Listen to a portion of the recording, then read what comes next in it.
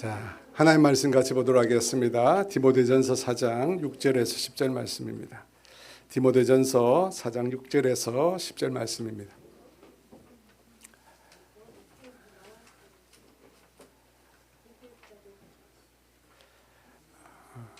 우리 이 말씀 디모데전서 4장 6절에서 10절 말씀 우리 같이 있습니다. 내가 이것으로 형제를 깨우치면 그리스도 예수의 좋은 일꾼이 되어 믿음의 말씀과 내가 따르는 좋은 교훈으로 양육을 받으리라. 망령되고 허탄한 신화를 버리고 경건에 이르도록 내 자신을 연단하라. 육체의 연단은 약간의 유익이 있으나 경건은 범사에 유익하니 금생과 내생의 약속이 있느니라. 미쁘다 이 말이여 모든 사람들이 받을 이를 위하여 우리가 수고하고 힘쓰는 것은 우리 소망을 살아계신 하나님께 둔미니 아멘. 2026년은 저에게 특별한 해가 될 겁니다. 저희 교회가 세워진 지 10년이 되는 해잖아요. 꽤 오래전 일인데 2017년인지 18년인지 제가 기억이 잘 안 나요. 주일 아침에 예배를 준비를 하고 있는데 그때 한 집사님이 제게 이런 말을 하시는 거예요. 목사님, 강대상에 올라가셔서 우리 교회가 앞으로 어떤 일을 할 것인가 비전을 선포하라는 거예요. 주일날 갑자기. 제가 그 얘기를 듣고 역시 교인 수준이 높구나 그런 생각이 들었어요. 근데 그 말을 들었는데 제가 좀 많이 난감했어요. 왜냐하면 솔직히 그때 우리 교회가 어떤 교회가 되어야 할까 라고 하는 것에 대한 명확한 그림이 제게 없었던 거예요. 근데 집사님이 갑자기 강대상에 올라가서 목사님, 우리 교회가 어떤 교회가 되어야 될 것인지 비전을 이야기하라고 하니까 사실 어렴풋한 청사진은 있죠. 여기 보이는 그죠? 아가페 블레싱이라고 하는 하나님의 사랑을 잊고 그 사랑으로 사람들을 축복하는 축복의 통로가 되는 것. 더 나아가 또 다른 교회를 낳는 교회가 되는 것. 뭐 이런 방향성은 사실 가지고 있었지만 그때는 확신이 부족했어요. 확신이. 과연 이 길로 가야 되는가? 라고 하는 주일날 제가 얘기했잖아요. 확신이 문을 열거든요. 확신이 길을 엽니다. 확신이 부족하면 이게 앞으로 나아가지 못합니다. 그때는 우리 교회가 어떤 교회가 되어야 할까? 명확한 그림이 없었습니다. 그래서 그 집사님의 말이 제 마음을 떠나지 않았어요. 계속해서. 맞는 말이거든요. 왜냐하면 교회도 공동체니까 어디로 가야 하는지, 어떤 목표점을 향해서 나아가야 하는지가 분명해야 되거든요. 우리가 운동장에 선을 그을 때 이 목표점을 정확히 보고 선을 그어야 똑바로 선을 그을 수 있습니다. 마찬가지로 교회도 과연 우리가 어디로 나가야 되는지 목표점이 분명해야 다른 방향으로 가지 않고 모든 성도가 한 마음으로 하나의 길을 갈 수가 있는 겁니다. 그런데 감사하게도 이제 10주년을 앞둔 이 시점에서는 그 목표점이 이전보다 훨씬 더 분명해졌습니다. 한 10년이 걸리네요. 제가 좀 느린가 봐요. 또 다른 교회를 세우는 교회, 우리 교회만을 위한 그런 교회가 아니라 이 땅에 하나님의 나라를 세워가는 교회가 되자. 이것이 우리의 비전입니다. 여러분, 우리는 분립한 교회잖아요. 과정이 어땠든 우리가 분립한 교회입니다. 분립한 교회로서 우리가 목회자와 선교사님들을 돕고 또 작은 교회와 개척교회를 돕고 더 나아가 또 다른 교회를 낳는 우리 교회 같은 또 다른 교회를 낳는 그런 사명을 감당해야 합니다. 그런데 이 비전을 우리가 감당하기 위해서 꼭 한 가지 우리가 하나님 앞에 구해야 할 게 있습니다. 그게 뭘까요? 우리가 우리 교회 외에 다른 선교사님, 목사님들을 섬기고 작은 교회, 개척교회를 우리가 섬기고 또 다른 교회를 낳는 이런 귀한 일을 우리가 하는 데 있어서 앞서서 그 전에 우리가 먼저 해야 될 것이 무엇일까요? 그래서 먼저 우리 교회가 좋은 교회, 건강한 교회가 되는 것입니다. 그렇잖아요. 여러분, 우리 교회가 먼저 좋은 교회, 다른 사람이 바라봤을 때 좋은 교회, 세상이 바라봤을 때 건강한 교회, 그런 교회의 모습을 우리가 가져야 합니다. 그래야지 우리를 통해서 섬김을 받는, 그리고 우리를 통해서 세워지는 교회들이 건강하잖아요. 우리가 건강하지 않고 좋지 못하면 우리를 통해서 세워지는 교회들이 건강할 수가 없잖아요. 그래서 제가 건강한 교회는 어떤 교회일까라고 하는 것을 5가지로 생각해 봤습니다. 첫 번째는 치유와 회복의 공동체입니다. 치유와 회복의 공동체. 여러분도 느끼시겠지만 갈수록 아픈 분들이 많습니다. 아프다는 것은 몸만 아픈 것이 아니라 마음이 아픈 분들이 굉장히 많습니다. 특별히 저는 그래서 우리 교회의 예배 그리고 공동체에 함께 들어온 분들이 그분들의 영혼과 삶이 회복되고 치유될 수 있어야 한다고 생각합니다. 여러분, 지금 교회를 떠난 사람 많잖아요. 여러분도 들어보셨지만 가나안 성도, 교회 안 나가, 이걸 뒤집어서 가나안 성도로 합니다. 200만 가까이 된다고요. 200만. 지금 기독교 인구가 680만에서 800만 사이를 보는데 200만 정도가 신앙이 있는데 교회를 다니지 않는. 근데 여러분, 그분들이 왜 교회를 떠났을까요? 왜 떠나서 다시 돌아오지 않을까요? 다 이유가 다양하겠지만 많은 경우 상처를 받았기 때문이죠. 교회 안에서 상처를 받고 교인들을 통해서 또 목회자를 통해서 아픔을 경험한 거예요. 근데 이분들이 그래서 막 망설이고 있는 거예요. 왜냐하면 또 교회 생활을 하다가 상처 입지 않을까, 또 아픔을 당하지 않을까, 이전과 같은 그런 일들을 당하지 않을까, 그런 것 때문에 쉽게 교회 안을 들어오지 못해요. 그래서 떠다니는 거예요. 한국교회 매우 절실한 문제라고 생각이 드는데, 저는 그런 분들이 우리 교회에 와서 예배를 드리고 공동체 함께 생활하면서 주님의 치유와 회복을 경험하는 그런 교회가 되어야겠다. 여러분 동의하시죠? 그런 분 너무 많아요. 두 번째는 우리가 사랑과 축복의 공동체가 되어야겠다. 영어 한번 여기 앞에 나와 있는데 같이 한번 읽어볼까요? 아가페 블레싱. 잘하시잖아요. 다시 한번 자신감을 갖고 앞으로는 영어 안 해도 됩니다. 영어 다 안 해도 되는데 그래도 같이 한번 해볼까요? 아가페 블레싱. 기억하기 쉽잖아요. 여러분, 우리가 사랑을 베풀어야 됩니다. 성경에서 말하는 가장 귀한 계명은 사랑입니다. 근데 사랑을 베풀기 위해서 먼저 어떻게 해야 되죠? 우리가 하나님의 사랑을 깊이 체험해야 돼요. 사랑받은 사람이 사랑할 수 있습니다. 그래서 온전한 사랑이 두려움을 내쫓는다고 했습니다. 이 말씀처럼 하나님의 사랑을 받고 그 사랑 안에서 회복된 사람들, 여러분 그 사람들이 세상을 향하여 통로가 되는 겁니다. 사랑을 받고 회복한 사람.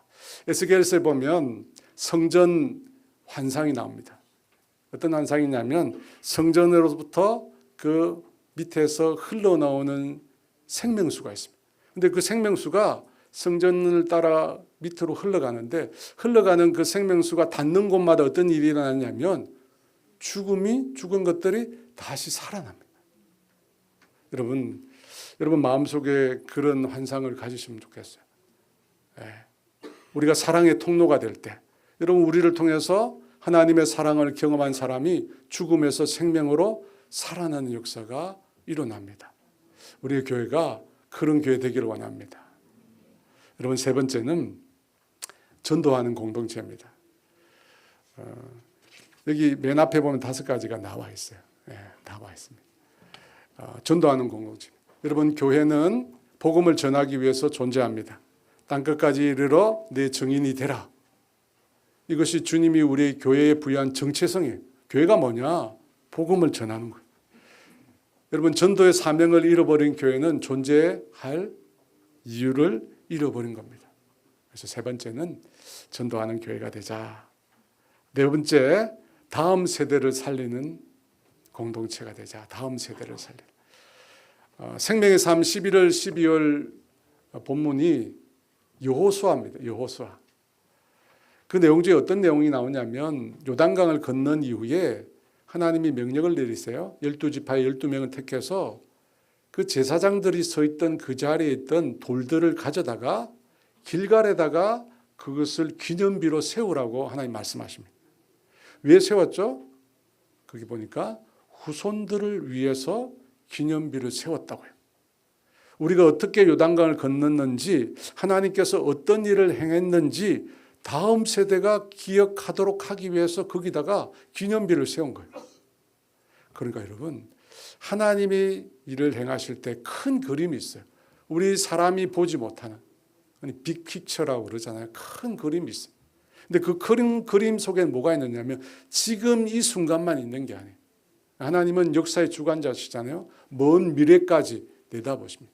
다음 세대를 보시는 거예요. 그래서 요단강을 건너면서 그냥 건너간 게 아니라 그곳에서 돌을 가져다가 그 길갈에다가 세운 거예요. 다음 세대 신앙을 위해서. 그래서 여러분, 우리 교회도 다음 세대를 늘 품어야 됩니다. 여러분, 우리가 다 고백하시잖아요. 우리도 역사의 한 순간에 살다가 그 다음에 주님께로 갑니다. 우리 다음 세대가 그 바톤을 이어야 돼요. 그래서 제가 우리 10주년을 맞이해서 다음 세대를 위한 프로그램들을 준비한 것들이 있습니다. 뭐 주보에 보셨지만 어와나 프로그램 하잖아요. 진짜 좋은 프로그램이에요. 진짜 좋은 프로그램. 제가 오랫동안 기도하면서 이걸 해야 되는데 언제 해야 되나 고민하다가 10주년 때 하는 거예요. 하나님이 필요한 것도 주시고 필요한 물질도 주시고 필요한 사람도 보내주셨기 때문에 하는 거거든요. 그래서 어와나 클럽 교사를 모집하고 있어요. 빨리 등록하세요. 빨리. 우리가 후회하잖아요. 어떤 후회를 해요? 어떤 후회를 합니까? 많은 분들이 자녀가 다 크고 난 다음에 후회하잖아요. 그때 자녀가 그때 정말 그 아이의 신앙을 위해서, 그죠? 우리가 정말 마음을 쏟았다면 얼마나 좋았을까. 여러분, 그런 후회들 다 있잖아요. 저도 있습니다. 저도 있어요. 그때 좀 더 할 거. 다음 세대가 흔히 하는 말이 다른 세대가 되지 않도록 우리가 힘을 다해야 된다. 그 네 번째고요. 다섯 번째가 기도하는 공동체입니다. 제가 뭐 늘 많이 강조했으니까 여러분 아시죠? 저는 목회를 하다 보니까 기도더라고요. 기도예요. 기도가 여러분 표는 잘 안 나요. 기도했는지 안 했는지, 뭐 밤새도록 기도했는지 안 했는지 별 표 안 나요. 기도했다고 해서 갑자기 어느 날 변화가 일어나는 거 아닙니다. 그러니까 표가 안 나니까 더 힘든 것 같아요. 근데 해보니까 기도하면 딱 하나님이 하시는 게 있어요. 어떤 거냐면 망하지는 않게 하더라고요. 제가 보니까 기도하는 가정, 기도하는 교회는 무너지진 않아요. 그렇다고 뭐 갑자기 엄청나게 잘 되는 건 아닌데, 잘 되는 건 아니에요. 보니까 시간이 많이 걸려요. 잘 되는 데까지. 본인 세대에 안 될 수도 있어요. 그 다음 세대에 될 수도 있습니다. 기도는 그런데 쌓이고 쌓여서 결단코 헛되지 않습니다. 그래서 여러분, 좋은 교회, 건강한 교회 되기 위해서 기도해야 됩니다. 매 금요일마다 이렇게 나오시면 얼마나 좋을까. 오늘 보니까 그 생각이 나. 야, 매일 금요일마다 이렇게 나오시면 막 제가 이제 춤을 틀 텐데. 여러분, 기도하면 낙심하지 않아요. 기도하면. 근데 기도 안 하면 어떻게 되냐면 쉽게 지칩니다. 제가 얘기했잖아요. 기도하면 잘 되는 건 없는데 그렇다고 망하진 않아요. 하나님이 중간 이상은 늘 가게 하세요. 근데 기도 안 하면 포기하게 됩니다. 기도 안 하면 좌절하게 되고 낙심하고 절망합니다. 그래서 여러분 기도해야 됩니다. 기도가 이 모든 것을 뒷받칩니다. 2026년 저희 교회 주제가 있습니다. 제가 다 이렇게 붙여놨어요. 다 보이시죠? 여기 뒤에도 우리 전도사님들이 벌써 이렇게 붙였습니다. 우리 같이 한번 그 큰 글자로 되는 같이 한번 읽어볼까요? 경건에 이르도록 내 자신을 연단하라. 네, 부제가 있어요. 이게 부제가 밑에 있는데 같이 읽어볼까요? 정서적으로 우리가 건강한 교회, 그죠? 근데 건강 중에도 요즘에 중요한 건강이면 마음이 건강해야 돼. 마음이 건강해야 돼. 우리 영혼이 건강해야 돼. 그래서 내년 한 해 우리가 정서적으로 건강한 교회가 되자. 그래서 내년 행사하는 프로그램에 보면 나와 있어요. 정서적으로 건강한 교회가 되기 위해서 정서적으로 건강한 영성 캠페인을 합니다. 내년 중에 하게 됩니다. 다 하게 돼요.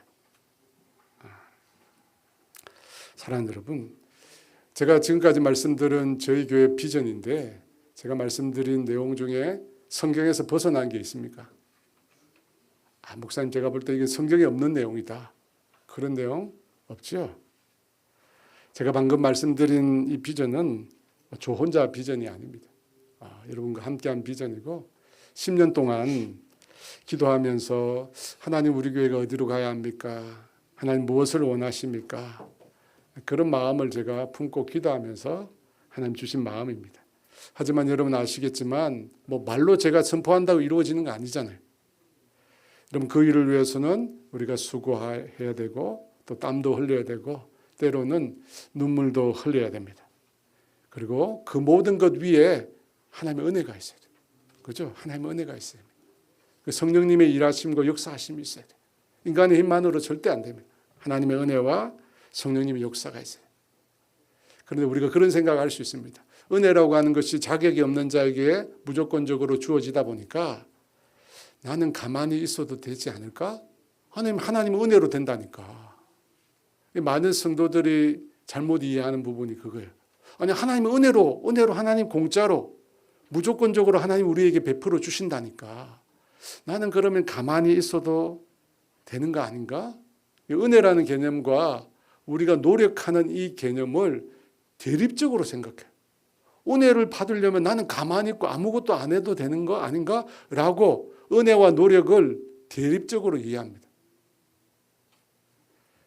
그게 아니라요. 하나님의 은혜 안에서 우리가 열심을 하는 거예요. 우리의 노력으로 우리의 공로로 구원을 얻을 수 없습니다. 그죠? 우리 힘으로 하나님의 일을 이루어갈 수 없습니다. 그건 분명해요. 하나님의 은혜가 있어야 돼요. 하나님의 도우심이 있어야 돼요. 그 도우심 밑에서 뭐가 있어야 돼요? 내가 힘쓰고 애쓰고 수고해야 됩니다. 그래서 사도 바울이 이런 말씀을 했습니다. 빌립보서 2장 12절 말씀 같이 읽어볼까요? 그러므로 나의 사랑하는 자들아 너희가 나 있을 때뿐 아니라 더욱 지금 나 없을 때에도 항상 복종하여 두렵고 떨림으로 너희 구원을 이루라. 여러분 구원은 하나님의 선물이라면서요. 그저 주는 거라면서요. 그런데 왜 구원을 이루라고 얘기하고 있어요? 말이 안 맞잖아요. 구원은 그냥 주는 거라면서요. 구원의 완성까지 과정 중에 노력이 필요한 거예요. 가만히 있기만 하는 거 아닙니다. 기독교 역사는 하나님의 100%와 사람의 100%로 이루어진다고 합니다. 기독교 역사학자들이 하는 얘기입니다. 그 표현은 뭐냐면 하나님의 은혜 안에서 하나님의 도우심 안에서 하나님이 나에게 주신 것에 최선을 다하라는 거예요. 여러분 입시를 준비하는 자녀들이 하는 말이 그렇잖아요. 하나님의 은혜 있으니까 나는 공부 안 해도 된다. 동의하십니까? 하나님 은혜 주시니까 나는 공부 안 해도 실컷 놀아도 하나님이 시험장에 들어갔을 때 다 가르쳐 주신다. 아니에요. 잘못 이해한 거예요. 하나님 은혜를 주시니까 하나님 도우심을 주시니까 나도 그 은혜 안에서 열심히 애쓰고 노력하는 거예요. 나의 노력이 내가 열심히 하는 것이 은혜 이상이 되는 건 아니잖아요. 은혜 안에서, 도우심 안에서 최선을 다해. 여러분, 우리도 마찬가지. 건강한 교회가 되기 위해서 다 같이 노력해. 하나님의 은혜 가운데, 성령님의 도우심 가운데 우리가 주님이 주신 말씀을 따라 순종하고 힘쓰고 애쓰고 노력해야 돼. 노력해. 우리 공동체를 위해서 저와 여러분이 노력해야 합니다. 그런데 그것에 앞서서 또 생각해야 할 것이 있습니다. 우리 개인에게 있어서, 여러분 교회를 위해서 수고하고 땀 흘리고 노력하는 것 참, 목회자로서 제가 그걸 볼 때마다 제가 뭐 표현은 좀 둔해서 이해를 하십시오. 마음속으로는 또 기도로는 늘 축복합니다. 하나님 저 사람에게 은혜를 주세요. 하나님 저 사람을 축복해 주세요. 네, 그렇게 합니다. 근데 여러분, 그런 수고와 노력에 앞서서 또 해야 될 게 있어요. 우리 개인이 무엇일까요? 오늘 그 말씀을 또 하려고 하는데, 우리 각 사람이 추구해야 될 목표, 우리 공동체의 목표가 있듯이 각 사람이 자기 인생의 도화지에 그어야 될 선, 그것이 닿을 목표점이 있습니다.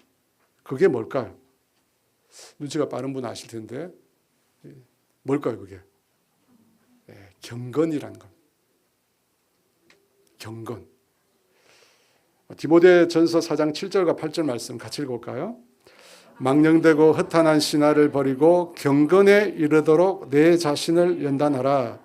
육체의 연단은 약간의 유익이 있으나 경건은 범사에 유익하니 금생과 내생에 약속이 있느니라.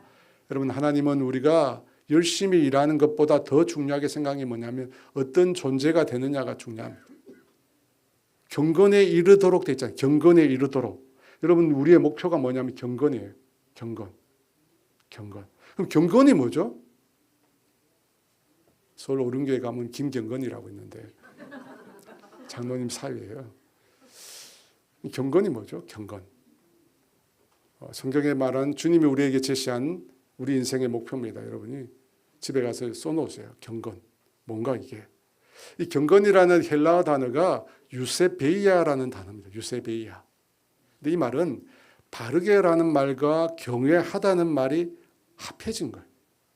그러니까 하나님을 바르게 경외한다는 뜻이에요. 하나님을 바르게 경외한다. 이게 직역한 경건의 의미입니다. 이것을 약간 풀어서 얘기하면 하나님을 의식하고 하나님을 지극히 존중하고 하나님을 사랑하는 것을 경건이라. 하나님을 바르게 경외한다. 풀어서 하나님을 의식하고 하나님을 존중하고 하나님을 사랑하는 것. 이 유세베이아에 대해서 신학자들이 이렇게 설명을 했어요. 칼빈이라는 분은 순결한 양심으로 하나님께 예배할 수 있는 마음. 그리고 트렌치라고 하는 분은 경외심과 사랑이 결합된 하나님을 향한 마음. 존 스토트는 자기 중심에서 하나님 중심으로의 대전환을 이룬 이들의 영적 특징. 이 말들을 종합해 보면 경건은 뭐냐? 세속적이고 이기적인 인간의 본성에서 나올 수 없는 겁니다. 경건은 뭐냐? 예수 믿고 거듭난 사람에게서 나오는 새로운 마음이에요. 새로운 마음. 여러분, 성령으로 거듭나면 하나님 나라를 볼 수 있다고 했잖아요. 여러분, 거듭난 사람은 하나님을 실제로 의식합니다. 거듭난 사람은 하나님을 존중합니다. 그래서 하나님 말씀을 지키려고 해요. 그리고 무엇보다도 하나님을 사랑합니다. 여러분, 이게 경건이에요. 경건. 하나님을 의식하고 존중하고 사랑하는 것입니다. 여러분, 이것이 우리가 도달해야 될 목표입니다. 성경에 나오는 몇몇 인물을 통해 가지고요, 한번 살펴볼까요? 시몬이라고 성탄절 말씀에 나왔죠. 누가복음 2장 25절 말씀 같이 읽어볼까요? 예루살렘에 시몬이라고 하는 사람이 있으니 이 사람은 의롭고 경건하여 이스라엘의 위로를 기다리는 자라. 성령이 그 위에 의롭고 경건했다. 특별한 뭐 업적이나 기적을 한 사람이 아니라 의롭고 경건하면서 뭘 기다렸어요? 이스라엘의 위로, 다르게 말하면 이스라엘에게 위로를 주실 메시아를 기다렸다는 거예요. 여러분, 시몬은 하나님의 말씀을 믿었어요. 하나님의 말씀을 믿고 메시아가 올 때까지 끝까지 말씀에서 흔들리지 않고 계속해서 신뢰하면서 기다렸어요. 주님의 때까지. 여러분 경건이 뭐냐? 하나님의 말씀을 믿고 하나님의 때까지 기다리는 것. 하나님의 때까지 기다리는 것. 여러분 그걸 하나님 존중하는 거죠. 이것이 시몬이라고 하는 사람에게 나타나는 경건의 모습이에요. 우리가 또 너무나 잘 아는 다니엘. 제가 많이 언급했는데요. 다니엘서 6장 10절 말씀 같이 읽을까요? 다니엘이 이 조서에 왕의 도장이 찍힌 것을 알고도 자기 집에 돌아가서는 윗방에 올라가 예루살렘으로 향한 창문을 열고 전에 하던 대로 하루 3번씩 무릎을 꿇고 기도하며 그의 하나님께 감사했더라. 여러분 다니엘의 경건은 어떤 것이었습니까? 30일 동안 왕의 신상 외에는 절하면 안 돼요. 절하면 다 잡혀갑니다. 사자굴에 던져집니다. 기도 금지령이 내린 거예요. 그런데 다니엘이 어떻게 합니까? 집에 돌아와서 이전에 했던 대로 예루살렘을 향하여 문을 열고 창문을 열고 하루 3번씩 똑같이 기도합니다. 다니엘이 그렇게 기도할 수 있었던 이유는 그가 사람의 시선보다 하나님의 시선을 더 중요하게 여긴 거예요. 이게 경건입니다, 여러분. 하나님을 의식하는 거잖아요. 하나님을 존중하는 거잖아요. 하나님을 사랑하는 것입니다. 여러분 이것이 다니엘의 경건이에요. 그런 경건한 삶을 살았기에 하나님이 그 인생 가운데 함께 하신 거예요. 우리 요셉을 볼까요? 보디발의 아내가 유학하고 강요했을 때 요셉이 어떤 반응을 보였습니까? 창세기 39장 9절 말씀 같이 있습니다. 이 집에는 나보다 큰 이가 없으며 주인이 아무것도 내게 금하지 아니하였어도 금한 것은 당신뿐이니 당신은 그의 아내임이라. 그런즉 내가 어찌 이 큰 악을 행하여 하나님께 여러분 보는 사람이 아무도 없습니다. 하지만 이 요셉의 선택이 그의 인생 전체를 송두리째 흔들 수 있습니다. 그럼에도 어떻게 합니까? 하나님 앞에서. 죄가 하나님과의 관계를 깨뜨립니다. 죄를 지으면 하나님의 징계가 옵니다. 그는 하나님을 두려워했어요. 요셉의 경건은 하나님 앞에 정직한 거예요. 그리고 예수님이 계십니다. 마가복음 1장 35절 말씀 같이 읽을까요? 새벽 아직도 일어나 나가 한적한 곳으로 가서 거기서 이 새벽 이전에 전날은 안식일이었습니다. 예수님은 안식일에 회당에서 말씀을 전하셨고 그 회당에서 귀신 들린 사람을 고쳐주셨습니다. 그곳에서 나오시자마자 베드로의 장모에게 가서 열병 중에 있는 장모를 고쳐주셨습니다. 그리고 나와서 예수님께로 나오는 병든 자, 각종 귀신 들린 자를 한 사람 한 사람 주님께서 어루만져 주시면서 고쳐주셨습니다. 너무나 많은 일을 한 날입니다. 바쁘고 힘든 날입니다. 그런데 새벽에 일어나서 어떻게 하십니까? 기도하러 가십니다. 바쁘고 피곤해도 하나님과의 교제, 관계를 끊지 않습니다. 하나님과의 관계를 제일 중요하게 생각합니다. 여러분 이것이 경건입니다. 이것이 경건.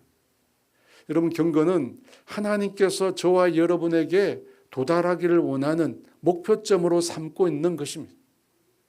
시몬처럼 하나님의 말씀을 신뢰하고 기다립니다. 다니엘처럼 환경에 흔들리지 않고 계속 기도합니다.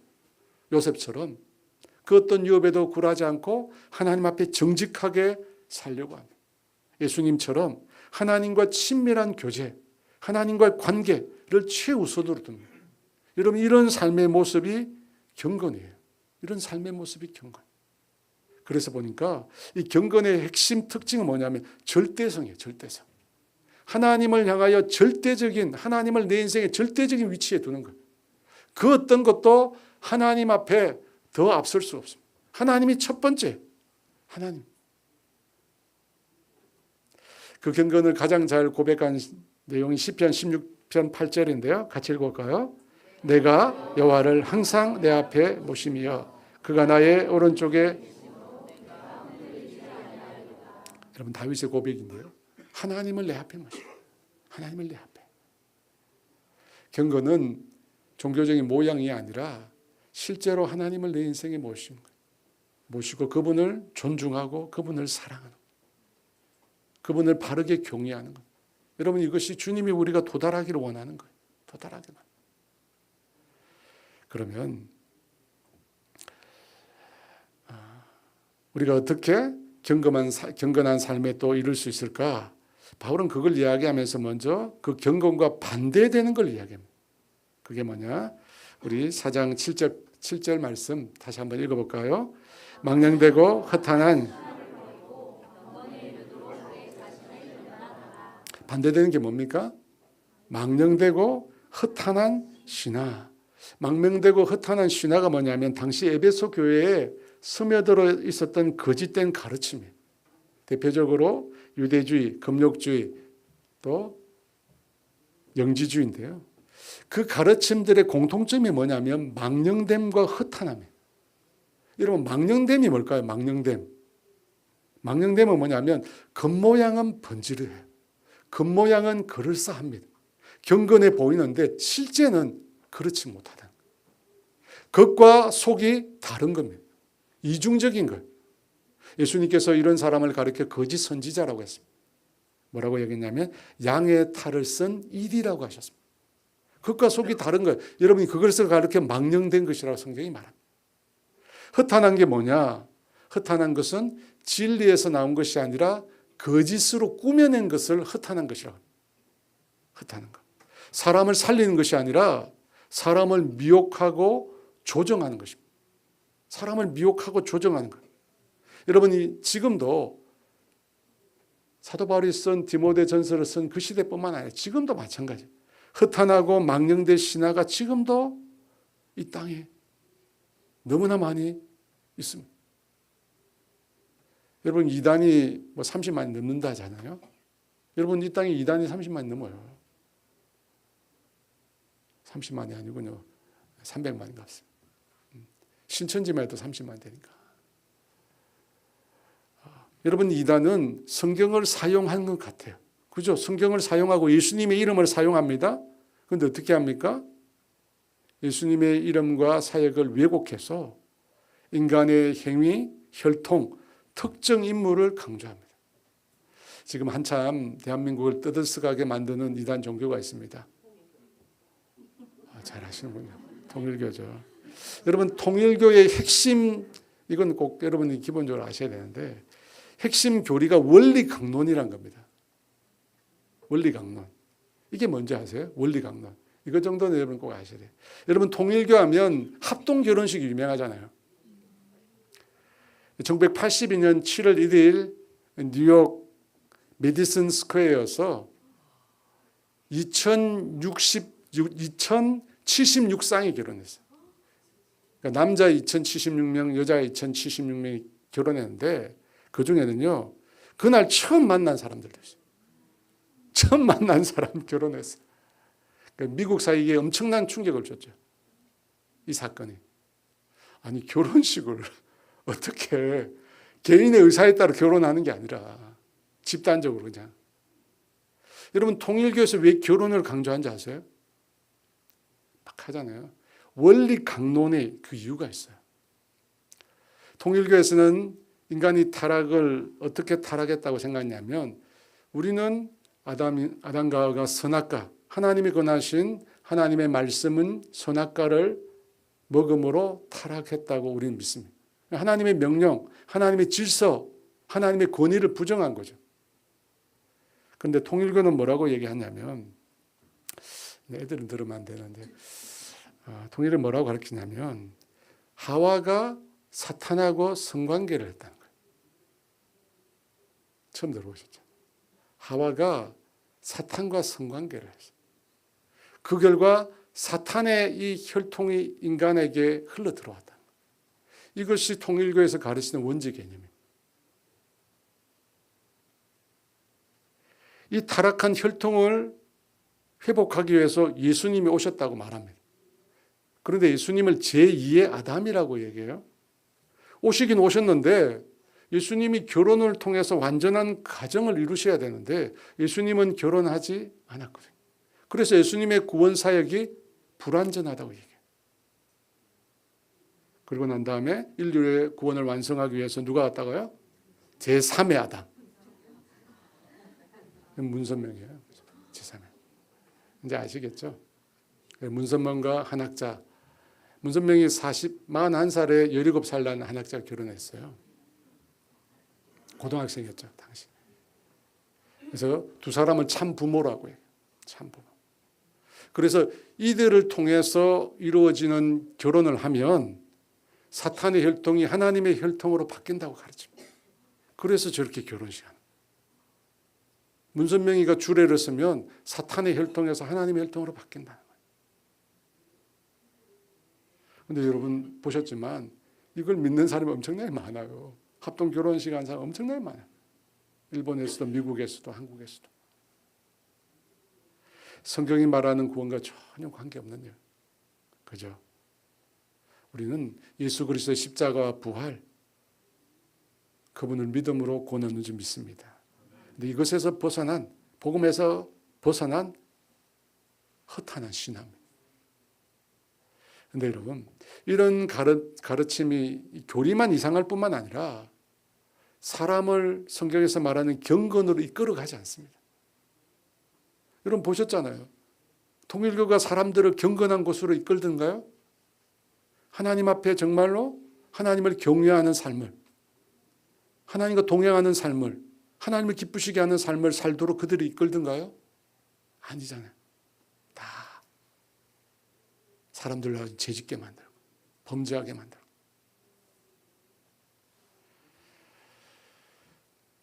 여러분 경건은 진리 안에서 하나님을 바르게 경외하는 마음에서 하나님을 바르게 경외하는 마음. 바울은 이어서 이렇게 말씀하는데 7절 말씀 다시 한번 읽어볼까요? 망령되고 허탄한 신화를 버리고 경건에 망령되고 허탄한 신화를 버리랍니다. 그 다음에 뭘 했냐? 내 자신을 연단하라는 거예요. 연단. 여러분 연단이 뭐죠? 연단은 훈련입니다. 훈련. 반복적으로 훈련함으로 삶의 습관을 만드는 것을 연단이라. 그러니까 경건, 하나님 앞에 경건하게 살고자 하는 이 삶의 모습을 반복적으로 계속 행하는 것. 그걸 훈련하라는 것. 여러분 분명히 제가 앞서도 말했지만 경건이라는 그 자체 하나님의 은혜의 선물이에요. 여러분 우리 자신이 어떻게 하나님을 의식하고 하나님을 깊이 존중하고 사랑할 수 있겠어요? 하나님의 은혜를 주시기 때문에 가능해요. 하지만 그 다음에 우리에게 뭐가 있어야 된다고요? 우리의 노력이 또 필요한 거예요. 가만히 있으면 우리가 경건하게 저절로 사는 게 아닙니다. 왜 그렇죠? 우리 안에 죄된 본성이 있거든요. 그래서 우리가 노력해야 돼요. 애써야 돼요. 애써야 돼요. 제가 성경에 이렇게 얘기를 또 하게 되는데 아니 작년에 할 때는 40명이 넘는 분이 성경 완독을 했다고 자랑스럽게 써가지고 그 종이가 빽빽하게 찼어요. 근데 올해는 9명 하셨더라고. 근데 제가 너무 당황해가지고 이렇게 하면 안 되겠다. 그래서 다시 만든 거예요. 그 종이. 돈 들여서 다 만든 거예요. 다시. 그래서 제가 올해 그래서 2025년도에 성경을 완독하신 분에게 제가 특별한 선물을 준비했어요. 그분들에게 특별한 선물을 준비했어요. 주일날 드리겠습니다. 특별한 준비. 올해 여러분 열심히 읽으십시오. 내년에는 한 100명쯤 됐으면 좋겠어요. 100명. 뭐 선물을 가면 작아지겠죠. 선물을 100명 다 할 수. 제 선물을 바라보지 말고 하나님 선물을 바라봐야 되니까. 아멘이시죠? 여러분 올림픽에서 메달을 따면 그 매체가 찾아가서 그 메달을 딴 선수를 막 이렇게 소개를 해요. 타이밍을 잘 못 맞추고 자꾸. 그죠. 올림픽을 어떻게 준비했느냐? 그러면 그 훈련한 모습을 막 비춰주잖아요. 연단, 훈련한 모습. 전 특별히 그 레슬링 선수들, 여러분 보셨어요? 네, 레슬링 선수. 아니, 천장에다 줄을 메어놓고 이걸 계속 반복하잖아요. 오르고 내리고 계속 반복합니다. 연단이란 말이 원래 옷을 벗고 하는 거예요. 예전에 이제 운동 경기에 사용된 단어거든요. 계속 쉬지 않고 밥만 먹으면 올라가는 거죠. 원숭이도 아닌데 밥만 먹으면 저거 매달립니다. 온몸을 연단시키기 위해서, 훈련시키기 위해서.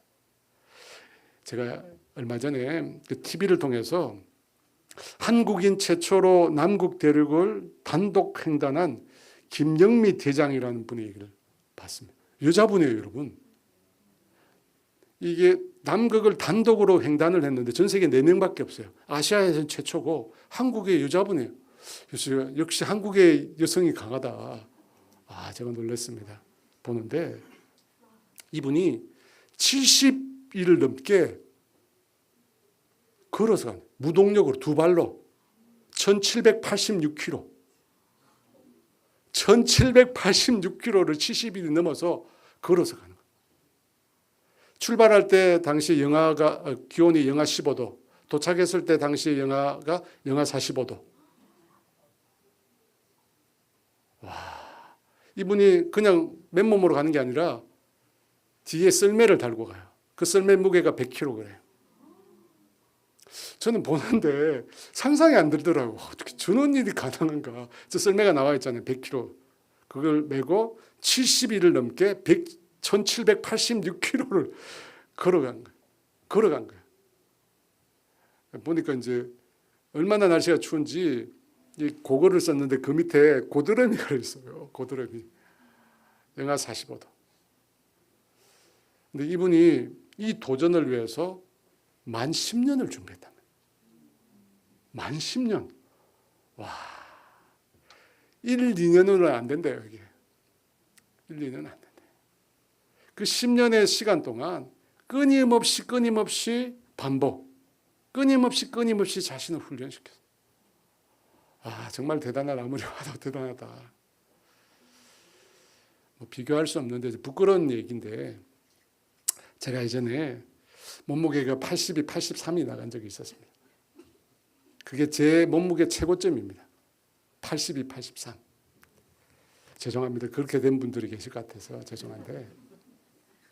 근데 제가 7주 만에 8kg를 뺀 적이 있어요. 8kg, 7주 만에. 74가 되었어요. 왜 제가 그때 몸무게를 그렇게 뺐느냐면 그때 이후로 지금까지 잘 유지하려고 노력하고 있습니다. 그때 목회자 대상으로 건강 강좌를 하시는 한 장로님이 오셨어요. 건강 강좌를 하시는데 이분이 막 설명을 하고 이제 건강 강좌를 하시다가 우리 목회자들의 대상이니까 그분이 그런 말을 하시더라고요. 뭐라고 말하냐면 목사님들이 성도들을 제자 훈련 시킨다고 하는데 제자 훈련을 시키기 전에 목사님들이 자기 몸을 먼저 관리를 해야 된다. 아니 눈에 보이는 몸도 관리하지 못하면서 그분 쓴소리 하신 거예요. 아니 목사님들이 눈에 보이지 않는 것을 관리한다고 하니까 자기는 믿지 못하겠다는 거예요. 왜냐하면 목사님들이 아픈 사람이 너무 많으니까. 그때 제가 제자훈련 담당했거든요. 얘기를 듣는데 뜨끔하더라고요. 그때 혈액 검사를 했는데 염증 수치가 보통보다 높게 나왔어요. 그래서 제가 7주 동안 열심히 다 해드렸어요. 아시죠 여러분? 서리태콩 아침에 서리태콩 삶아가지고 바나나와 함께 먹고 그죠? 밀가루 이런 거 먹지 않고 7주 딱 지나니까 8kg 빠지더라고요. 제가 지금도 열심히 노력하고 있는데 살이 찔 쯤 하면 그 장로님 얘기 항상 들려와요. 목사가 말이야. 성도들 제자 훈련 시킨다는 목사가 자기 몸도 관리를 못 해가지고 무슨 제자 훈련을 시키냐고. 제가 그럴 때마다 적게 먹고 열심히 매달리기. 여러분 매달리기 좋습니다. 열심히 매달리고. 그래 한 가지 더 추가했어요. 푸시업도 열심히 하고 있습니다. 여러분 우리가 육체를 이렇게 훈련하는 것 유익이 있습니다. 여러분 몸이 건강해야지 집중력이 있습니다. 여러분 그렇잖아요. 몸이 건강해야 에너지가 있습니다. 그리고 우리 영적인 삶에도 좋은 영향을 미칩니다. 여러분 건강해야 기도하고 건강해야 말씀 보잖아요. 여러분 아프면 예배 나오기도 힘들어요. 여러분 몸 아프면 기도하기 힘듭니다. 여러분 몸 아프면 성경 보기 싫습니다. 몸 아프면 뭐 하죠? TV만 봅니다. 그렇잖아요. 몸 아프면 TV만 보잖아요. 그래서 우리의 몸을 관리하는 훈련이 필요합니다. 그런데 그것 이상으로 중요한 게 있습니다. 8절 말씀 같이 있습니다. 육체의 연단은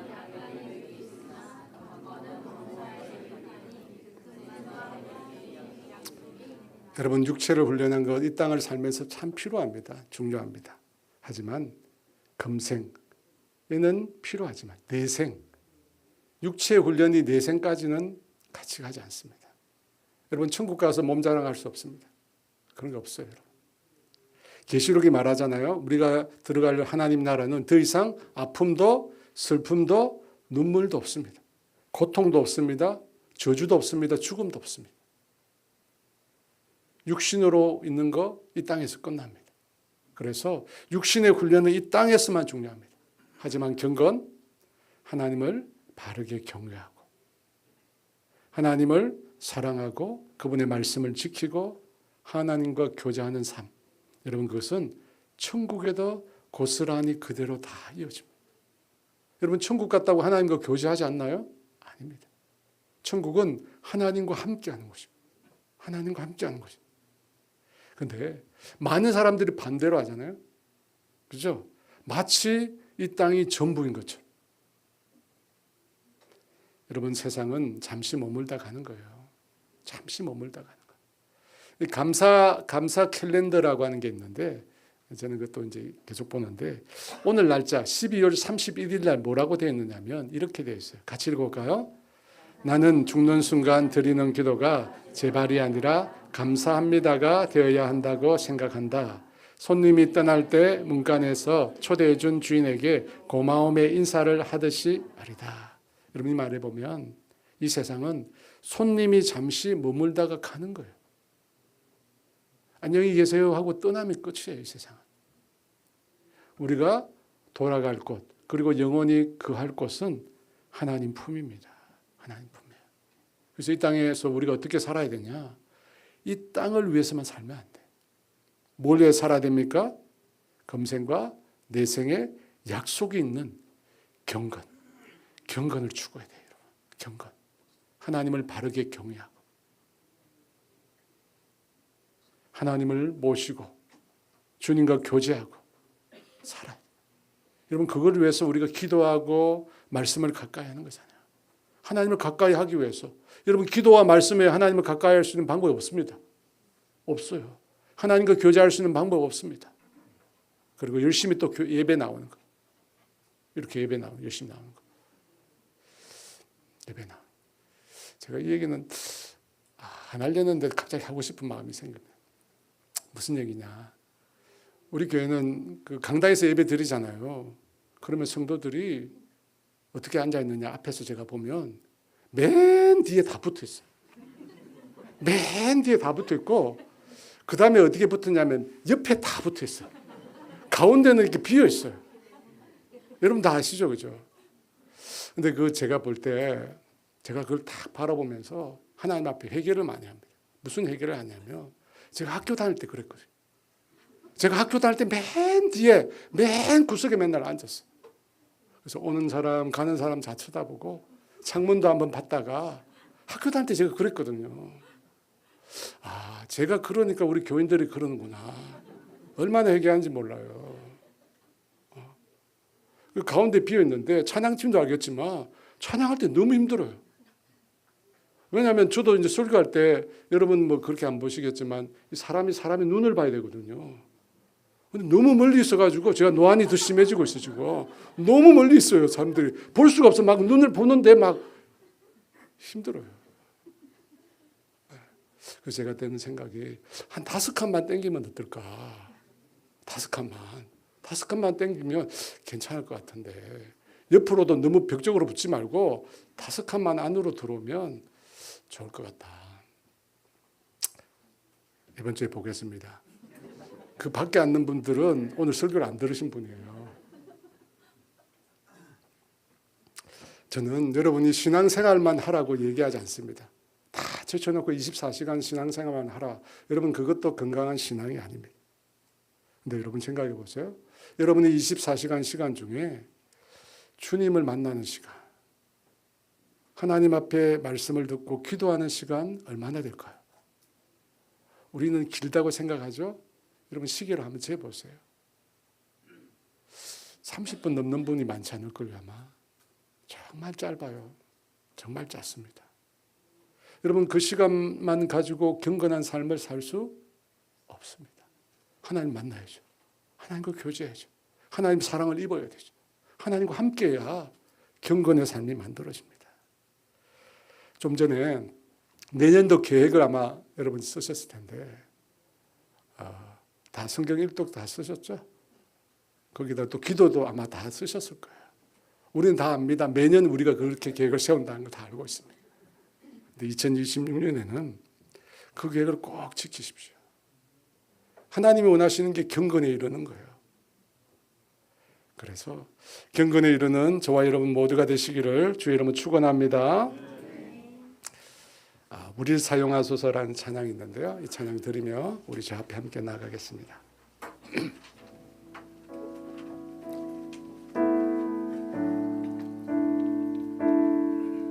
우리에게 소원이 하나 있네. 주님 다시 오실 그날까지 우리 가슴에 새긴 주의 십자가 사랑 나의 교회를 사랑케 하네.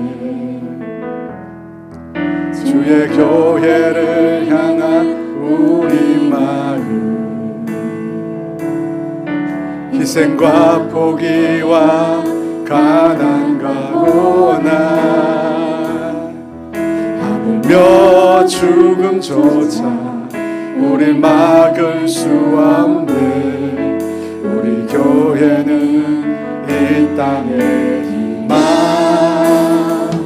교회를 교회되게 예배되게 우리 사용하소서. 진정한 부흥의 날 오늘 임하도록 우리 사용하소서.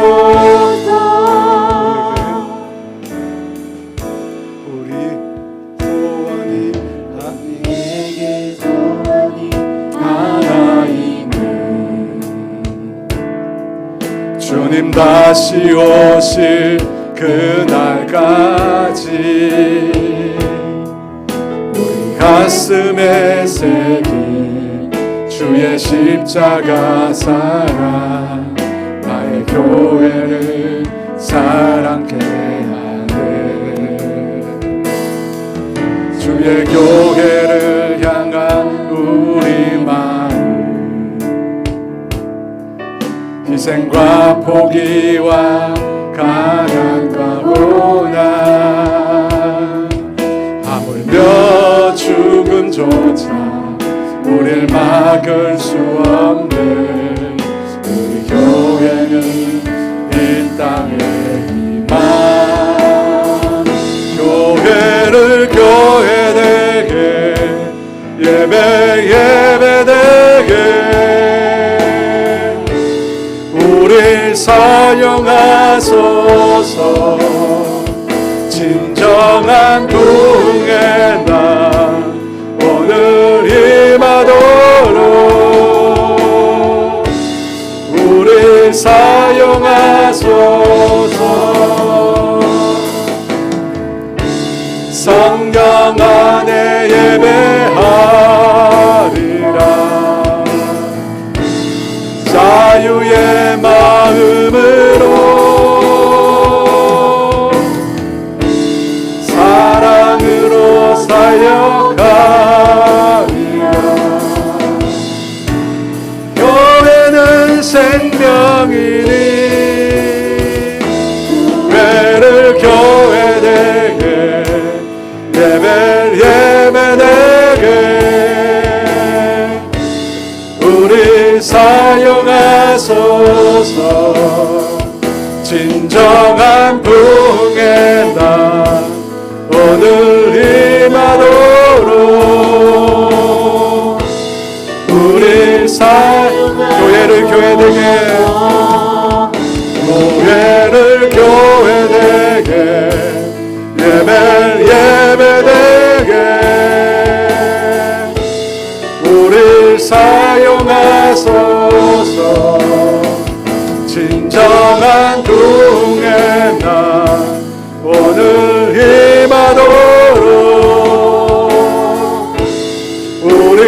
사용하소서.